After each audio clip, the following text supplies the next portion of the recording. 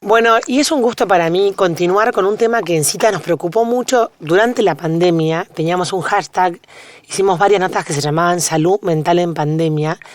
Y la verdad es que la pandemia se fue, pero han quedado consecuencias invisibles en muchos casos, pero que las Mm. hay. Y para este tema, un encuentro fortuito a través de las redes, pero que creo que las cosas pasan por algo. Tenemos en comunicación con nosotros a una psicóloga, psicoterapeuta, ella es escritora y conferencista, y estoy hablando de Fanny Berger. Déjame decir, Fanny, antes de darte la palabra, que también tenés una Sí. columna en la radio Sarandí, en Uruguay, hace 14 años llamada Viviendo con Otros. Bienvenida, Fanny, a Citas. Soy Elisa Peirano y es un gusto para mí presentarte en el programa. ¿Cómo El gusto es estás? mío, muy bien, el gusto es mío y bueno, es un placer hablar justamente de la salud mental. Mirá lo que digo, porque era un tema que no se hablaba. Estaba pensando, mientras hablabas tú, de que habían temas tabúes, como por ejemplo hace 30, 40 años, hablar sobre sexo. Los padres no hablaban. Luego, sobre los secretos familiares, ¿no? Y hace unos años se empezó a hablar, mirá, de salud bucal. Ujú. Entonces, me parece que llegó la hora de hablar de justamente salud mental. Ahora, ¿qué es mental?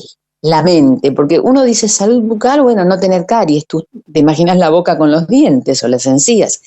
Cuando hablamos de salud mental, es algo que no es concreto, es más bien abstracto.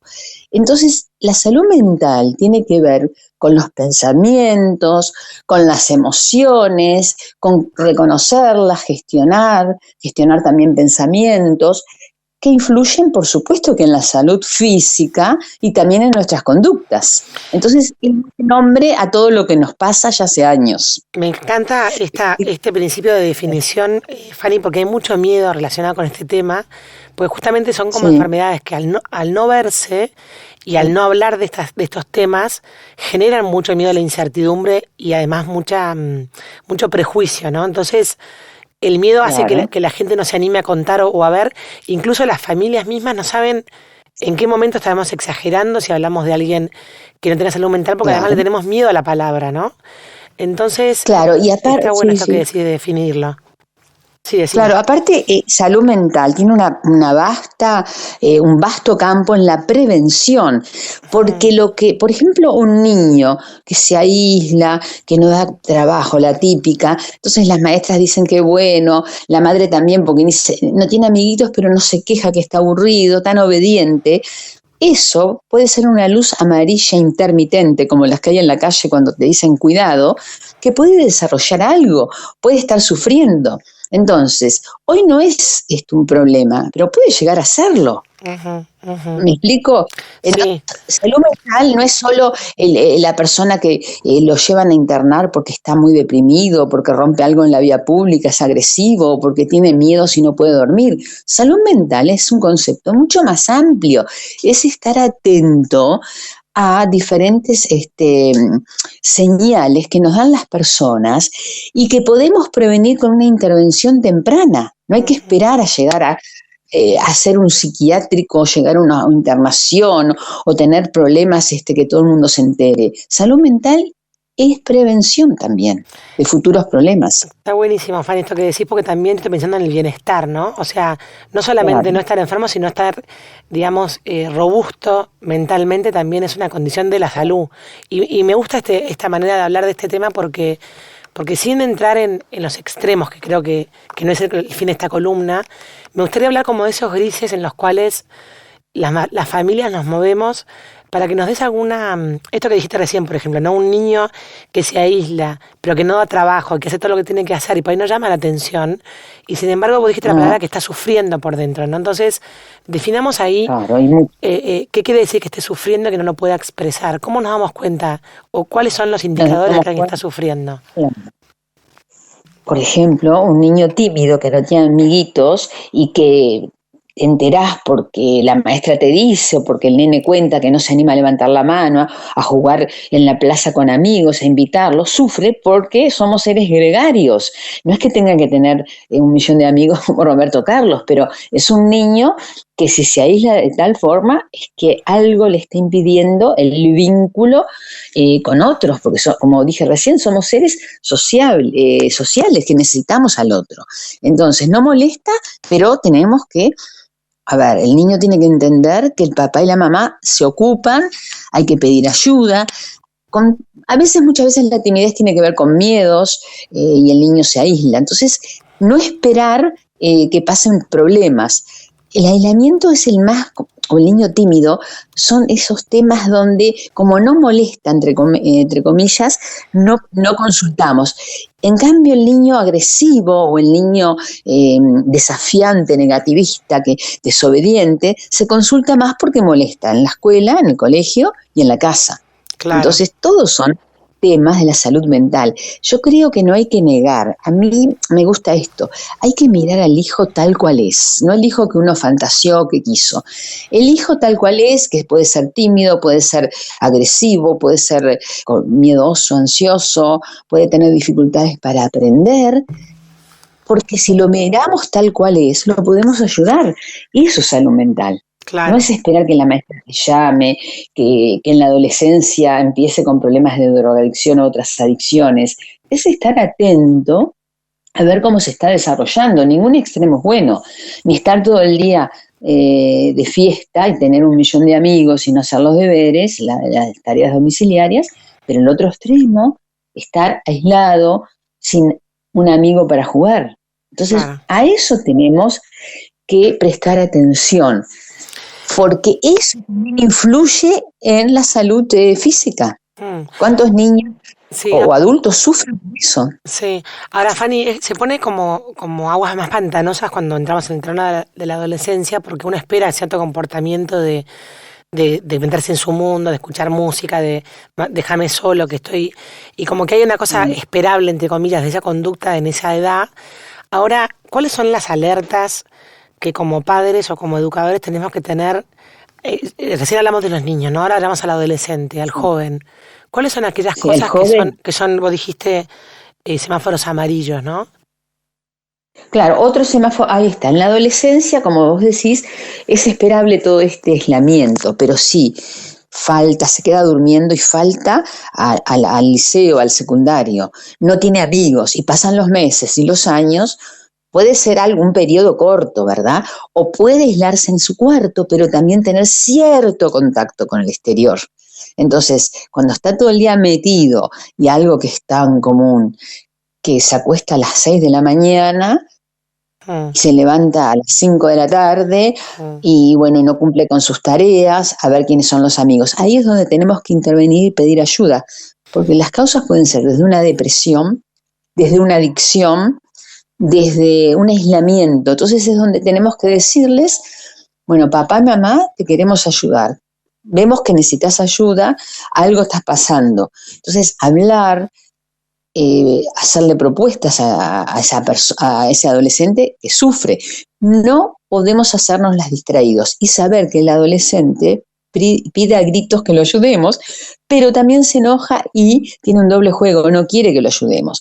Como padres tenemos que ser muy firmes y prestarle ayuda, hablar, llamar a técnicos, preguntar, pero no pensar que eso se va a ir solo. Que se ve solo por arte de Dios, por arte de magia, porque muchas veces, señores, los síntomas se transforman. El que es un adolescente aislado, por ejemplo, pero muy aislado, puede desarrollar síntomas o puede tener otro tipo de problemas en la etapa universitaria, por ejemplo. Entonces siempre hay que estar, yo creo, abierto. Y el adulto también tiene que tener redes, tiene que poder saber con quién, no con todos los amigos, pero con quién saber pedir ayuda. Claro.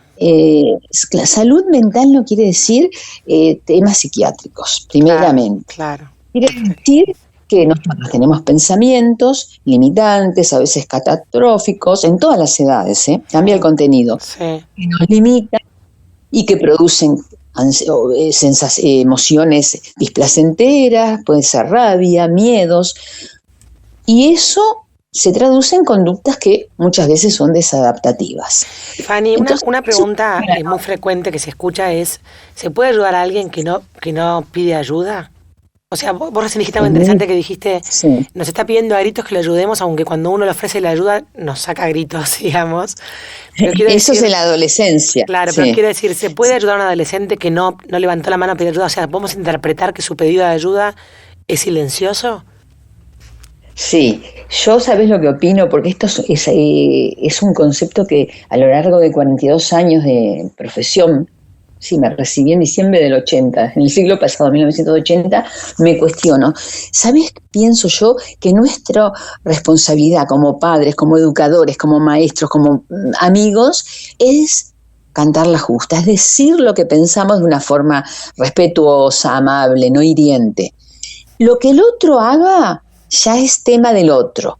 Mirá, a veces alguien te dice algo y tu energía está en otra temática o en otro aspecto de tu vida. Pasan los años, vas solucionando aspectos y te acordás cosas que te han dicho hace muchos años. Creo que aunque no se deje ayudar, no por eso tenemos que cerrar nuestra boca. Claro. No hay que estar arriba del otro diciéndote necesitas terapia, tenés problemas, pero cada tanto recordarle con dulzura, con aceptación y con respeto. Porque en algún momento se le puede hacer la luz y puede pedir ayudar así. Si el que no quiere recibir ayuda, no podés Claro. obligarlo, pero sí podés mostrar caminos posibles a seguir. Claro. Fanny, otra pregunta más que hace poco vimos en Twitter que una persona decía que nada peor que tener depresión, decía esta autora del tweet, y las reacciones de las personas eran, pero vos que sos tan inteligente, ¿cómo te puede pasar eso? Que esa es la peor. Pero ya va a pasar, o sea, todas las frases sociales banales que a uno le dicen como que no ayudan, sino que al revés, la hacían sentir peor, ¿no? Decía esta mujer. Claro. Entonces, ¿qué decir y qué no decir en esas situaciones?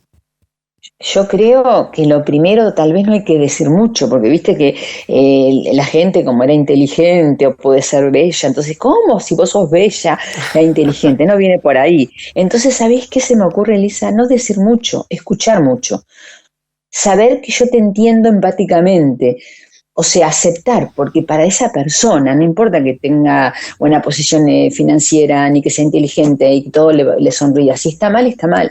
Poder aceptar eso, no tratar de convencer, porque eso no sabés qué dañino que es. Te acepto y te escucho. No, a ver, nosotros tampoco somos los responsables de solucionar, ni siquiera los psicólogos, la vida de los demás, pero sí esa escucha empática, respetuosa, te entiendo, te comprendo, y a veces puedo decir, bueno, ¿por qué no consultás a una persona, a un profesional?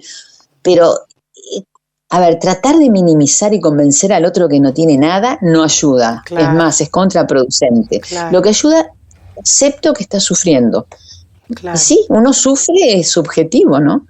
Lo que no es fácil a veces escuchar a un sufriente hablar. Me encantó este concepto de aceptar que el otro está sufriendo y simplemente acompañarlo en esa aceptación, ¿no?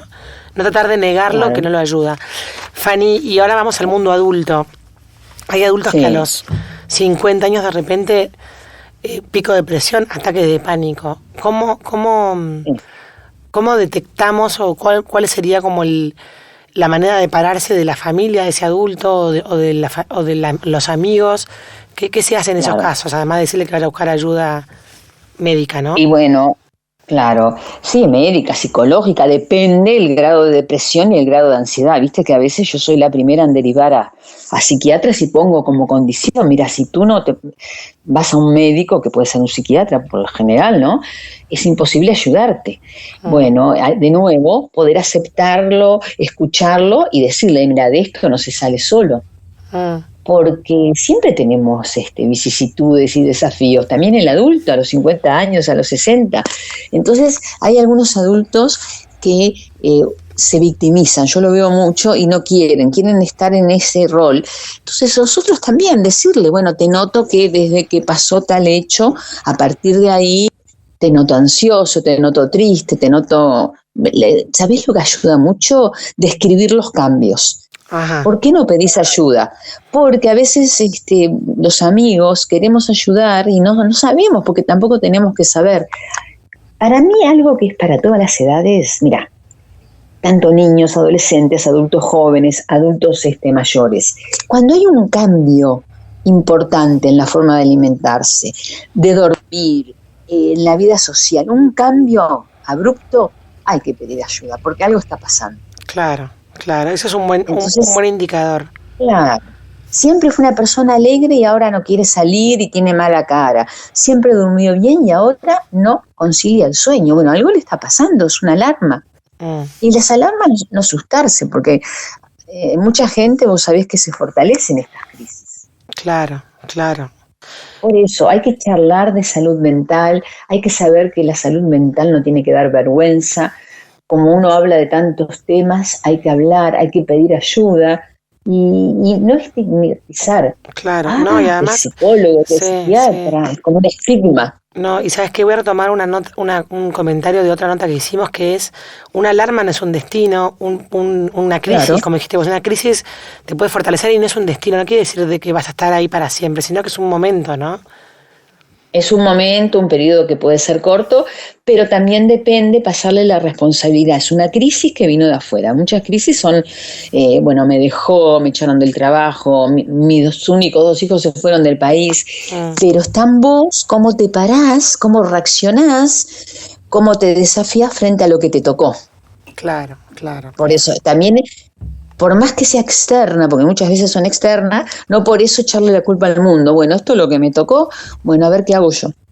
Perfecto. Y tengo mucho para hacer, mucho para hacer. Hay mucho para hacer. Fanny, la dejamos Muchísimo. acá, ¿te parece? Que se nos va el tiempo, Un placer. pero quedamos en contacto, para futuras Por supuesto conversaciones. que sí. Me encanta. Bueno, fue un placer y estamos en contacto, claro que sí. Bueno, un saludo Muchas inmenso, gracias Fanny. por la entrevista. Adiós. Abrazo desde el otro lado de la orilla del Río de la Plata. Un saludo inmenso, adiós. Chao, chao, chao, chao. Bueno, y así pasaba Fanny Berger, esta psicóloga, psicoterapeuta uruguaya, hablando de salud mental. Me pareció una persona muy clara y seguramente esta nota puede ayudar a alguien. Así que si vos conocés a alguien que está pasando por un momento difícil, quizás le puedas reenviar este audio a sus familiares o sus amigos para que sepan cómo ayudarlo.